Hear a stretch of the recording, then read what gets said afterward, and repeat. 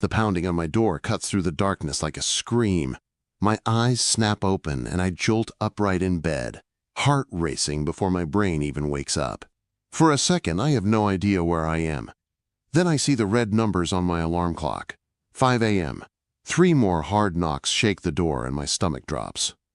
Nobody comes to your place at this hour with good news. I throw off my blanket and swing my legs over the side of the bed. The floor is cold under my feet. I live alone in a small apartment in Seattle. Just me, my things, and the quiet. After my breakup 3 years ago, I decided I liked it that way. No surprises, no drama. Just my routine, my job as a data analyst, and nights where I can hear the rain on the windows. This is not part of that plan. I grab my phone from the nightstand like a shield and walk toward the door. My old gray t-shirt hangs off one shoulder. My sweatpants are wrinkled. My hair probably looks like a bird made a home in it. I do not look ready for visitors, especially not at 5 a.m. The knocking comes again, louder this time. "I'm coming," I call out, my voice rough from sleep. The hallway light outside my apartment has been half dead for months. The building manager keeps saying he'll fix it and never does. When I press my eye to the peephole, I only see a blurry shape. Too tall to be a kid, too still to be drunk. "Who is it?" I ask. My hand hovers over the lock, but I don't turn it yet. My neighborhood is not the worst, but it's not the best either. Random visitors at this hour usually mean trouble. There's a long pause. For a second, I think maybe whoever it is left. Then I hear a voice I know, only it sounds wrong. Shaky, thin, almost broken. "Nathan, it's Victoria." My brain freezes. Victoria, as in Victoria Brennan, as in the CEO of the entire tech company where I work. The woman who runs all-hands meetings with 200 people in the room like it's nothing. The woman whose name is on every big email. The woman people lower their voices around in the hallway. That Victoria is standing outside my apartment. At 5 a.m. I unlock the door fast and pull it open. The sight in front of me knocks the air out of my lungs. She looks nothing like the powerful woman I see at the office. Her blonde hair is falling out of a messy ponytail. Her mascara is smeared in dark streaks down her cheeks. Her eyes are red and puffy like she has been crying for hours. The sharp green eyes that usually scan reports and spot problems in seconds look empty and tired. "Victoria," I say. I forget to call her Ms. Brennan. "What happened? Are you okay?" She doesn't answer right away. Her gaze moves over me, taking in my t-shirt, my bare feet, the half-awake mess I am. Then her eyes slide past me into my apartment, to the small living room and second-hand couch and stack of books on the coffee table. When she finally speaks, her voice is so soft I almost miss it. "Can I come in?" Every logical part of me starts yelling at once. This is my CEO. A woman so high above me on the company chart that we hardly ever speak. Letting her into my home alone at 5 a.m. feels like the start of a very bad idea. What if someone sees her? What if this is some kind of test? What if I screw this up and lose my job? But then I look back at her face, at the pain in her eyes, at the way her shoulders are pulled in like she is trying to hold herself together by pure force. And I can't say no. I step back and open the door wider. "Yeah," I say quietly. "Come in." She walks past me, and I catch the smell of expensive perfume mixed with something sour and heavy. Wine, maybe. Her heels click softly on the floor as she moves into my living room, but her steps are small and careful, not the strong stride I'm used to seeing at work. She stops in the middle of my tiny space and looks around. The thrift store couch, the old TV, the framed photos on the wall, the basket of clean laundry I never got around to folding last night. Suddenly I see my life through her eyes. My whole world could probably fit inside her walk-in closet. "I'm sorry," Victoria says, turning toward me. "I shouldn't be here. I don't know what I was thinking. This is completely wrong. I should go." She takes a step toward the door. Without thinking, I move and block her path. "Victoria, wait." I keep my voice low and gentle, the way I used to talk to my ex, Emma, when she came home after a bad day. "You came here for a reason. Whatever it is, you don't have to leave. Just talk to me." She stares at me for a long moment. I can see the fight in her eyes. Part of her wants to run. Part of her is begging not to. Then her shoulders drop and she lets out a slow breath. "I had a date tonight," she says. She lets out a laugh that has no joy in it. God, that sounds so stupid when I say it out loud. I'm 41 years old and I'm crying about a bad date like I'm 16. "Sit down," I say, pointing at the couch. "Please, let me make some coffee." To my surprise, she listens. The same woman who gives orders to hundreds of people sits on my cheap couch like she's afraid she'll break it. She perches right on the edge, her back straight, her hands folded tight in her lap. I go into the kitchen and start the coffee maker. The old machine rattles and wheezes, but the sound is comforting. I bought it after Emma left, when I was trying to rebuild my life with what little I had. It feels strange using it now for my CEO. "How do you take your coffee?" I call out. "Black, 1 sugar," she answers. Her voice sounds a little steadier now. I pour 2 mugs and bring them back. I hand one to her and sit in the armchair across from her. Not too close, not too far. "Thank you," she says. She wraps both hands around the mug like she's cold, even though the room is warm. She takes a sip and closes her eyes for a second. "This is good coffee," she says quietly. "Just grocery store stuff," I say, "nothing special." She opens her eyes and really looks at me. I feel like she's searching for something in my face. "His name was Marcus," she says suddenly. "Marcus Chun, venture capitalist, big office downtown, drives a Tesla, of course. We met at some networking event 3 weeks ago, right after my divorce papers were finalized." I stay quiet. Sometimes people just need space to let the words out. "We went to this fancy steakhouse," she continues. "White tablecloths, one of those places where you can smell the price. He spent 2 hours talking about himself, his money, his contacts, his opinions. Every time I tried to speak, he would smile, nod, and then keep going like I had never opened my mouth. I can see it in my head. Some guy in a perfect suit, proud of his own voice. Then during dessert, Victoria says, her voice dropping, he leaned in and told me he respected ambitious women. That it was. Attractive, honestly. But he said men still need to feel important. He said maybe, if we were in a relationship, he could handle the big decisions, and I could focus on the smaller things so I wouldn't stress about important things so much. Quote, "My jaw tightens. I didn't throw my drink in his face," she says. "I wanted to, but I didn't. I put down my fork, told him the evening was over, paid for my own meal, and walked out like the calm, professional CEO everyone expects me to be." "Good for you," I say. "And I mean it." "Is it?" She laughs again, but it breaks in the middle. Her eyes shine with fresh tears. "Because I sat in my car for almost an hour after that. He's the 3rd man in 2 weeks who made me feel like I'm too much. Too successful, too opinionated, too independent, too everything." Her voice cracks. "My ex-husband said the same thing, that I cared more about the company than our marriage, that I was married to my work, not to him. And maybe he was right. Maybe I built this whole career and lost everything that actually matters." "That's not true," I say. My voice comes out firmer than I expect. "How would you know?" she snaps, then looks away. "Sorry, I shouldn't talk to you like that." "It's okay," I say. "You're upset." I lean forward a little.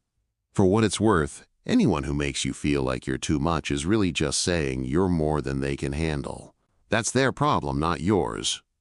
She looks back at me, surprised. Something softens in her face. "How do you do that?" she asks quietly. "Do what?" "Say exactly the right thing." She studies me. "You've been doing it since I got here. No questions about why, no judgment, just calm." I shrug.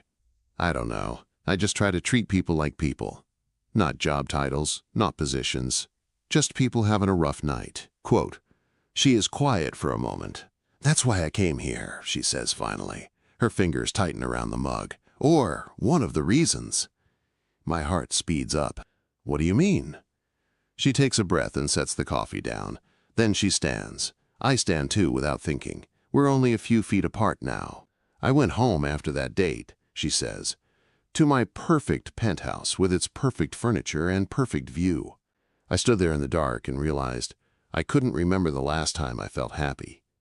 Not proud, not successful. Happy.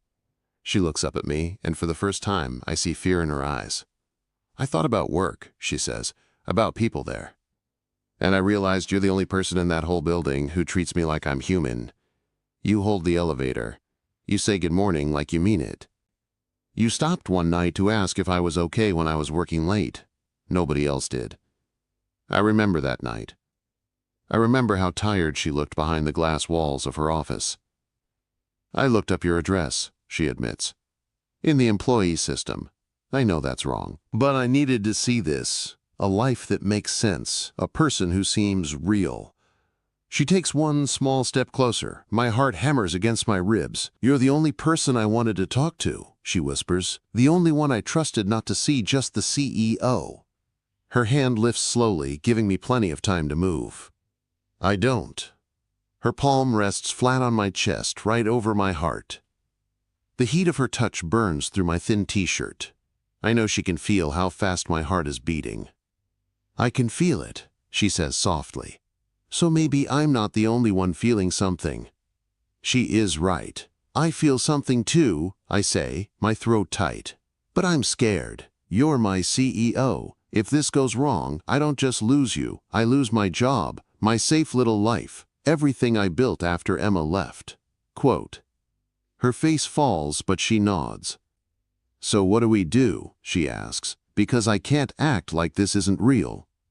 We're careful, I say. We don't decide everything at 5 in the morning when you're hurt and I'm half asleep. We take time. We think. We don't rush. Her eyes close and a tear slips down her cheek. I came here hoping you'd tell me I was crazy, she whispers. That would have been easier. I know, I say, but I've never been good at easy. We stand there in my small living room, the sky outside, turning from black to gray, her hand still on my chest, both of us caught between fear and something that feels a lot like hope. And I know, with a sharp, sudden clarity, that nothing about my life is going to be simple after this morning. Monday morning feels wrong from the moment I wake up. The sky over Seattle is gray like always, but everything inside me is loud and restless. I make coffee. I drink half of it without tasting it. My apartment smells like her perfume even though she left hours ago. Her empty mug is still on my table like proof that I did not dream any of it. At work I get there 15 minutes early, like I always do. I swipe my badge, walk through the lobby, take the elevator up with a couple of coworkers who talk about some football game. I nod at the right moments, but my mind is somewhere else. I wonder if she is already here. I wonder if she regrets everything. At my desk, I open my laptop and try to lose myself in numbers. Spreadsheets are simple. They follow rules. You can sort and filter and make sense of them. Hearts do not work like that. At 10:15, my calendar pings. All hands meeting. 10:30 a.m. main conference room. Everyone must attend. My stomach tightens. I push my chair back and stand up slowly. Big meetings like this usually mean something important. New project. Restructure, something, or a sale. The room is already crowded when I walk in. People talk in low voices, holding coffee cups and water bottles like shields. I find a spot near the back, against the wall. I like being where I can see everyone, but nobody really sees me. At exactly 10:30, the door near the front opens. Victoria walks in. She looks like a different person from the woman who stood in my living room at 5 a.m. 2 days ago. Her blonde hair is neat and twisted up. Her makeup is perfect. She wears a navy suit that fits her like it was made just for her. Her heels click with the same strong, steady rhythm she always has at work. If I had not been there that night, I would think she was fine. But I know better. I see the faint shadows under her eyes that powder cannot hide. I see the tight way she holds her shoulders. I see the way her hand grips the edge of the stand for half a second before she lets it go. Thank you all for coming, she says. Her voice is clear and strong, the CEO voice. I will keep this brief. The room goes quiet. We have been approached by Cascade Equity with an acquisition offer. The word hits like a stone dropped in water. Acquisition. People shift in their seats. I hear a few soft curses. Someone whispers, "No way." Victoria raises one hand. "Before anyone panics, take a breath," she says. "No decisions have been made yet. The board and I are reviewing the offer. Any deal would include protections for employees. Your jobs are not about to disappear." She starts to lay it out. Cascade Equity is a large investment group. They're interested in buying our company and keeping the brand. They would bring more resources, more reach. There would be changes, but she is pushing for terms that keep our team safe. People ask questions. She answers each one in a calm, steady way. This is the woman I have watched from a distance for 3 years. Smart, sharp, in control. But every now and then, her eyes skim the room and land on me. It only lasts a second, but I feel it like a hand on my chest. I look away each time. I do not trust my face. When the meeting ends, people stand up at once. The room fills with noise. Some look angry, some look scared, some look excited. A few look like they do not care, as long as their paycheck comes on time. I try to slip out with the crowd. "Nathan Pierce." Her voice cuts through the noise like a bell. I freeze.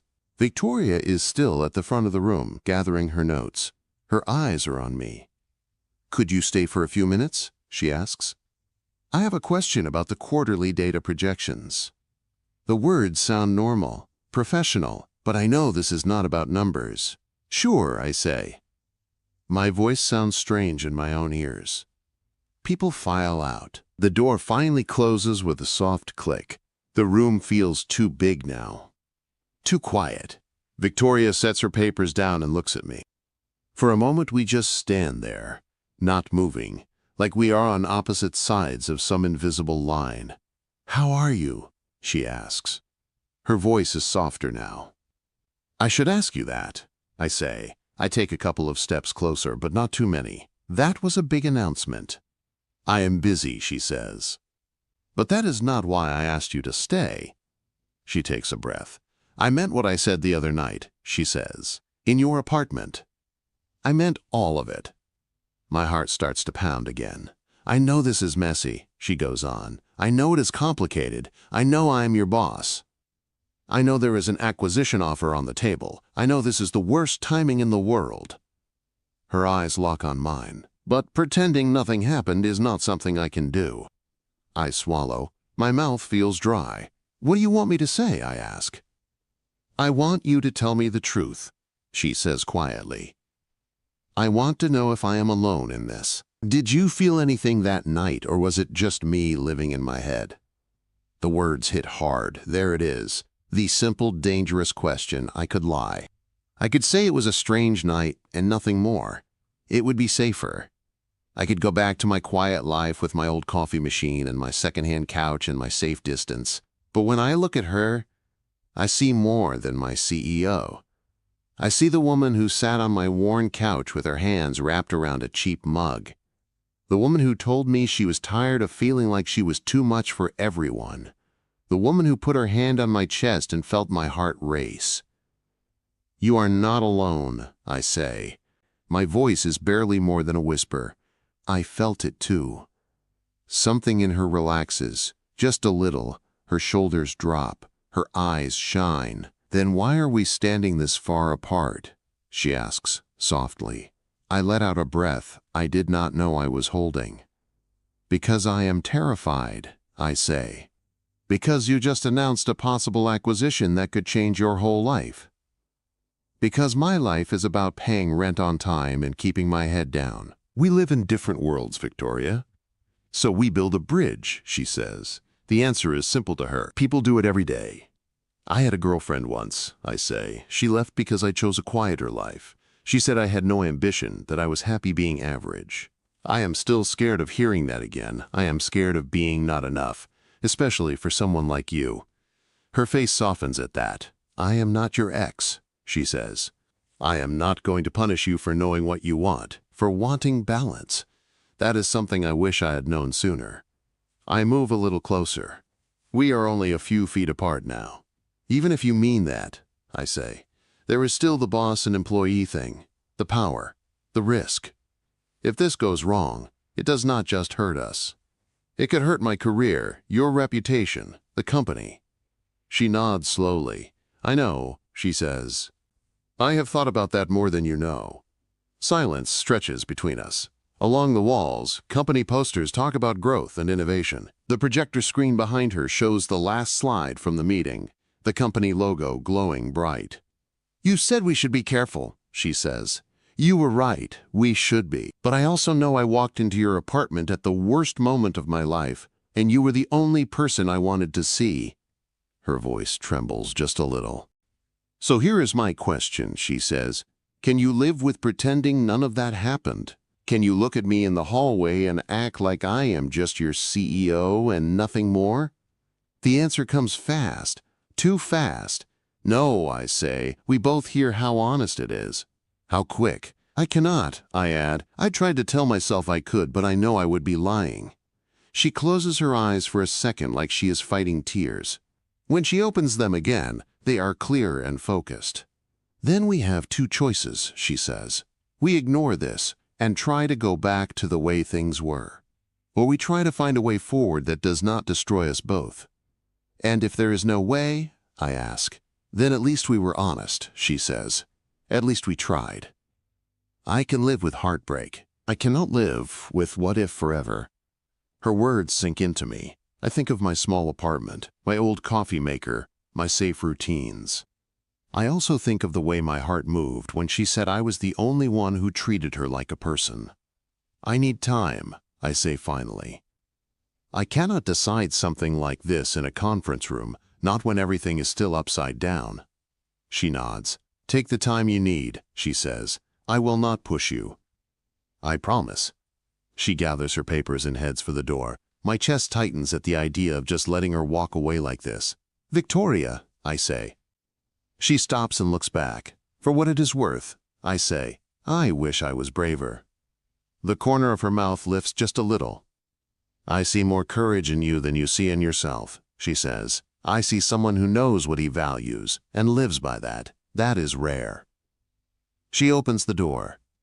When she is almost out, she looks back one more time. I am not asking you to change who you are, she says. I am asking you to think about whether there is space in that life for me.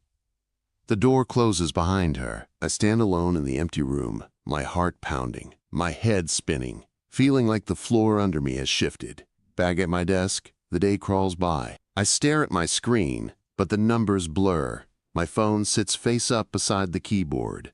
Every buzz makes my pulse jump, but it is never her.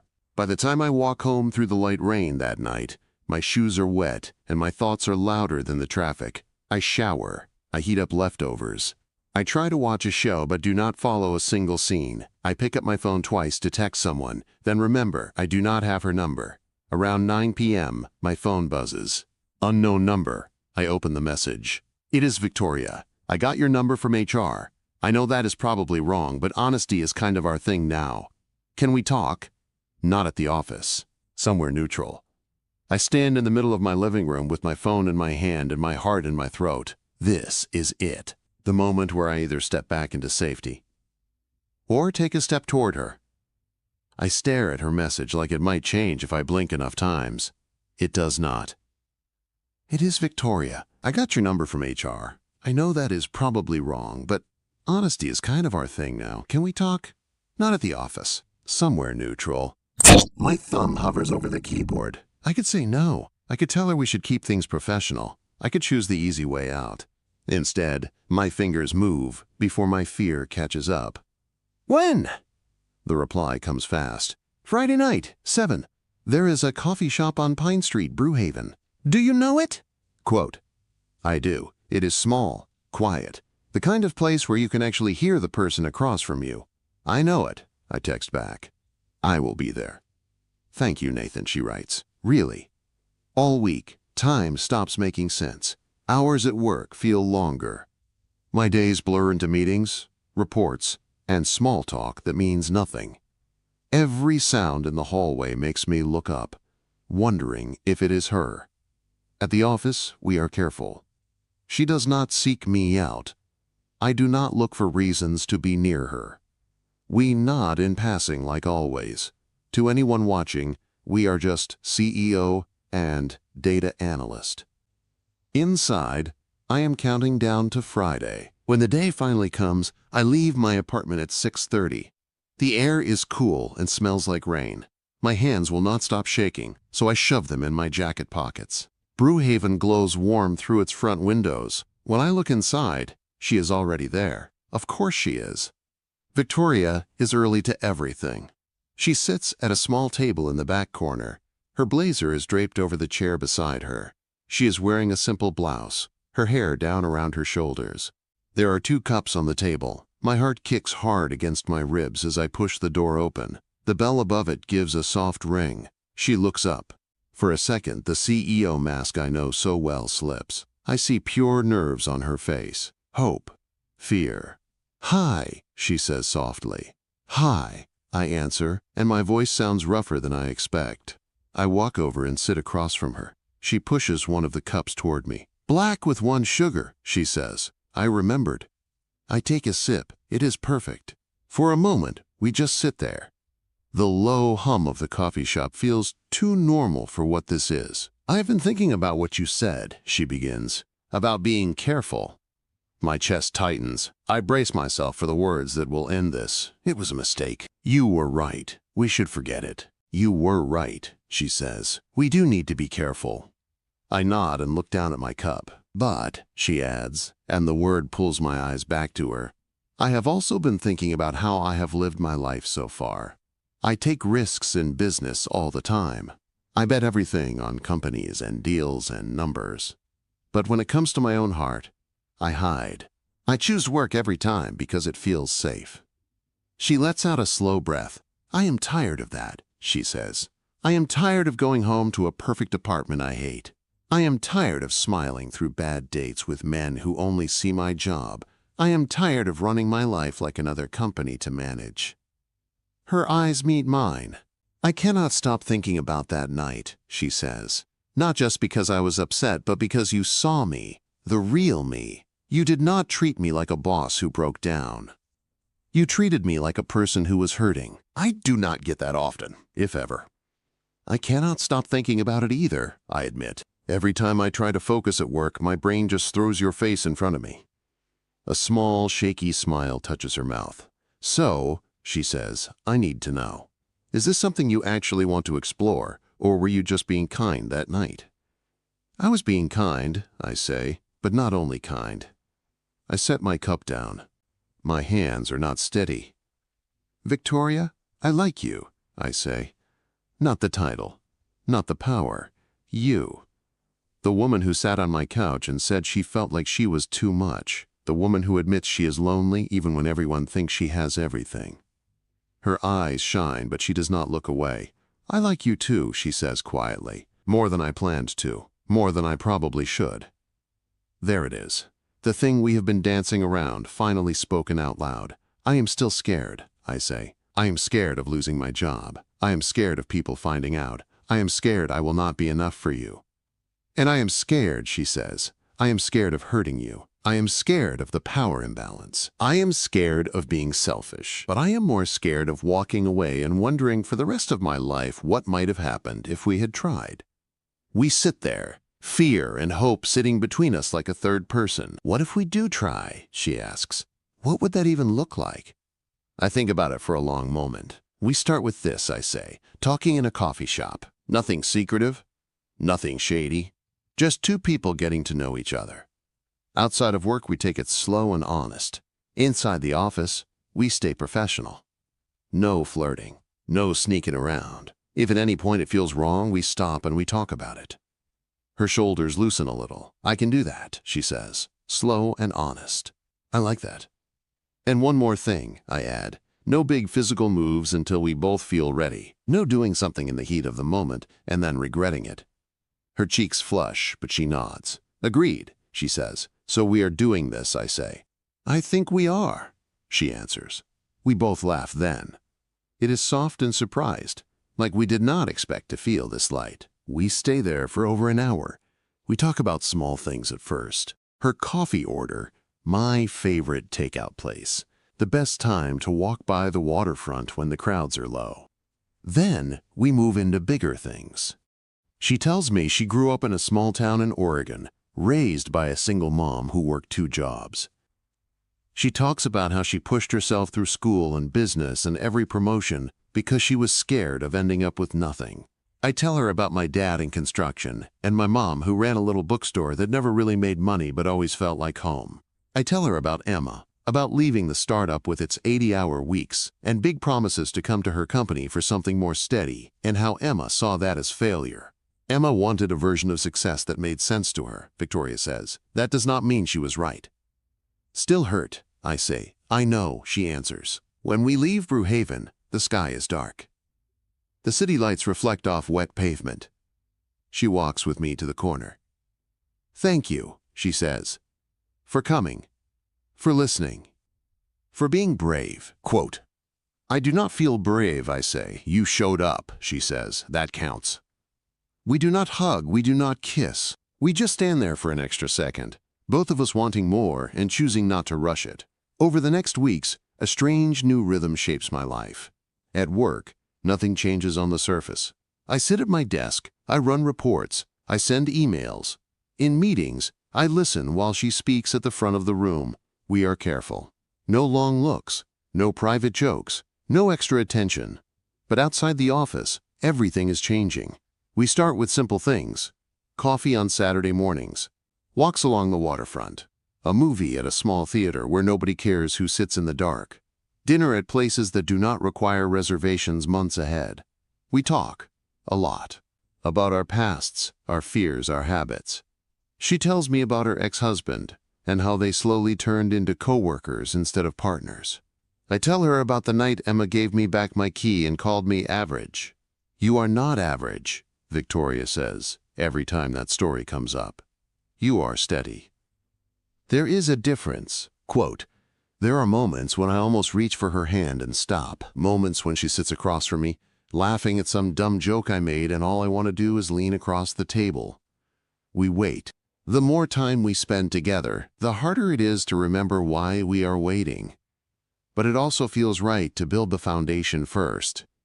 At the same time, the acquisition talk heats up. Some days she is pulled into back-to-back meetings with lawyers and board members.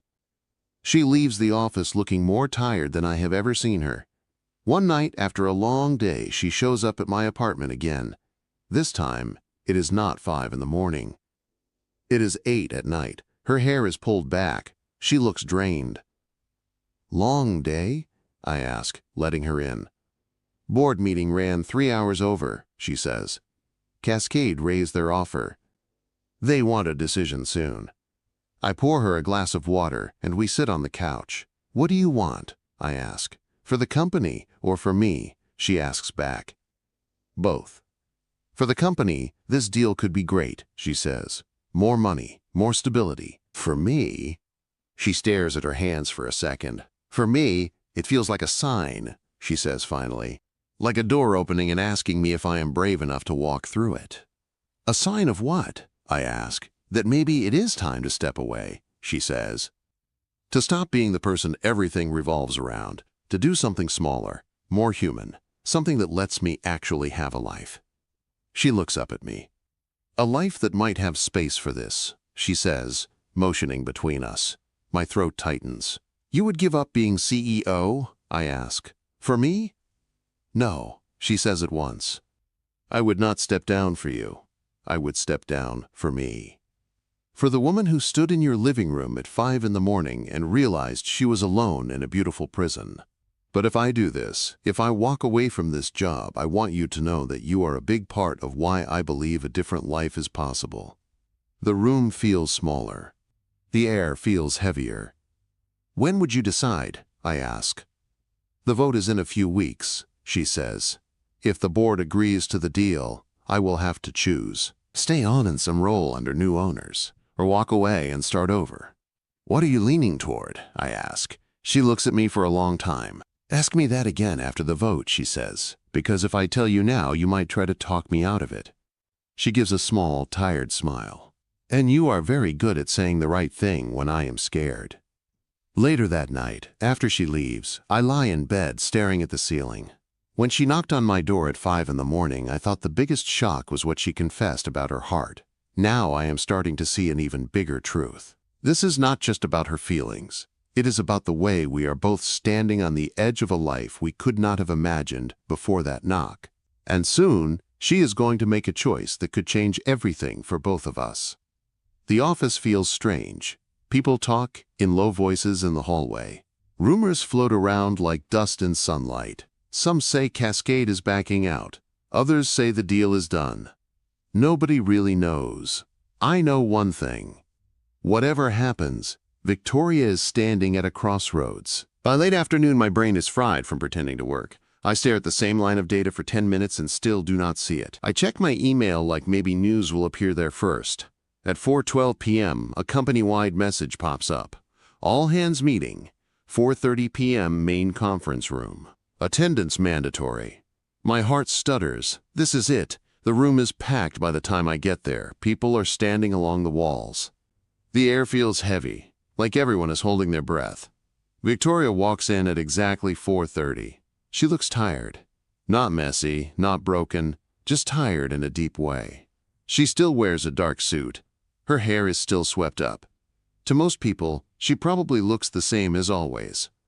I can see the difference in her eyes. She steps up to the front and rests her hands on the stand. "Thank you for coming," she says. Her voice carries across the room. "I know this is short notice, but I wanted you to hear this from me." The room goes quiet. "Earlier today, the board voted to accept Cascade Equity's acquisition offer," she says. A wave of sound moves through the room. People whisper. Someone swears. Someone else lets out a low whistle. Victoria waits until it settles. "This deal did not come lightly," she continues. "Cascade will keep our brand and our offices here. Your positions are secure. Your benefits will stay the same or improve. No one is losing their job because of this." You can feel the tension dip a little at that. "There will be changes," she says.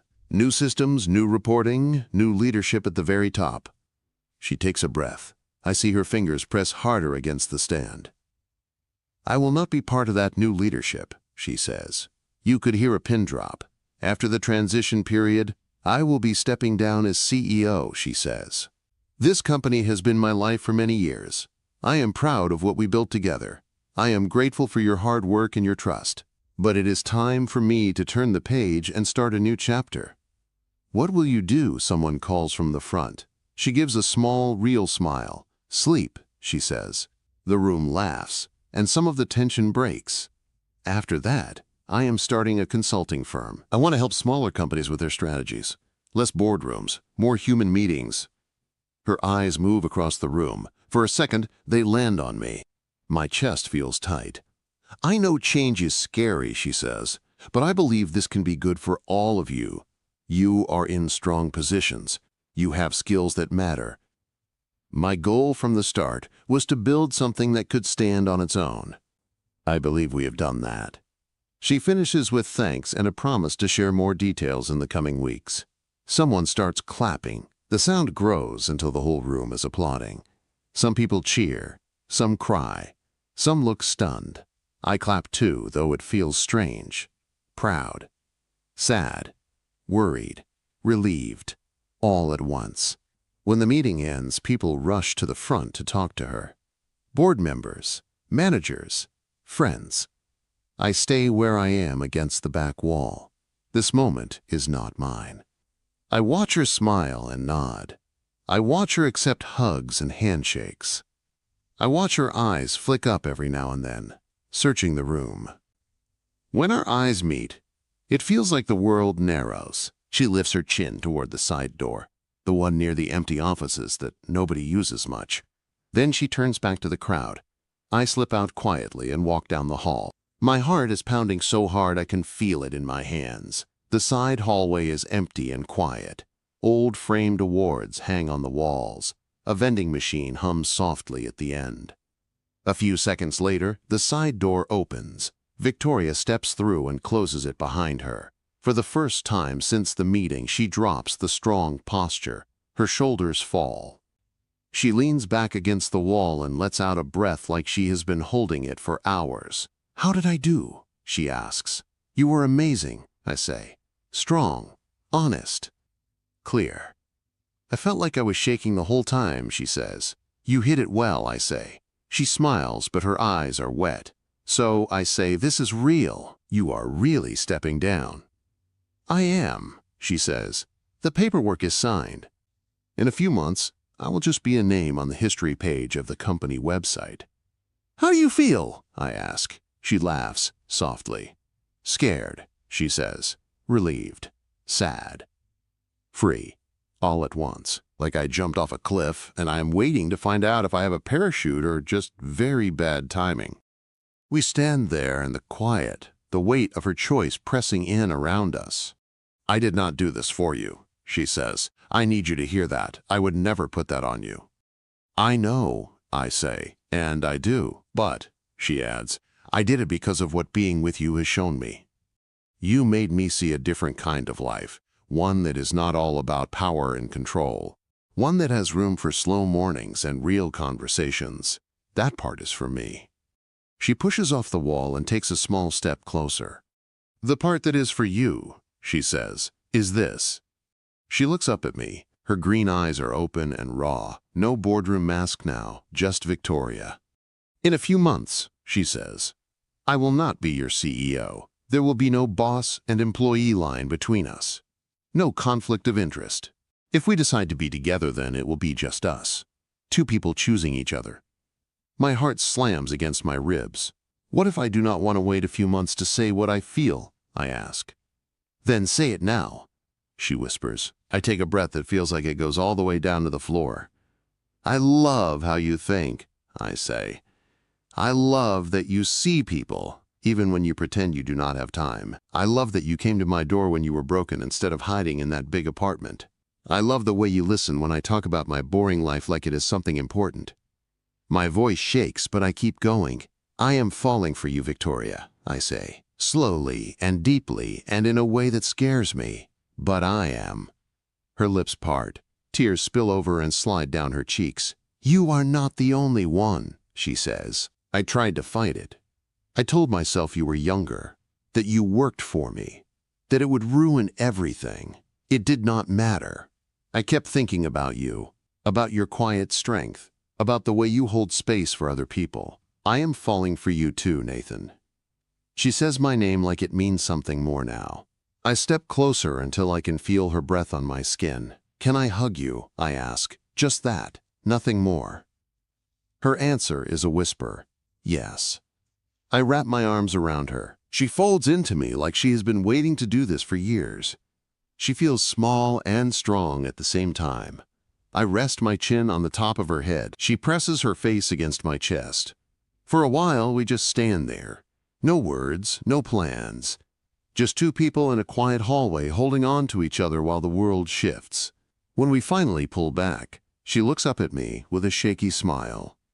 "I owe you a proper first date," she says. "Not a breakdown on your couch. Not a tense talk in a coffee shop. A real date, as equals." "I would like that," I say.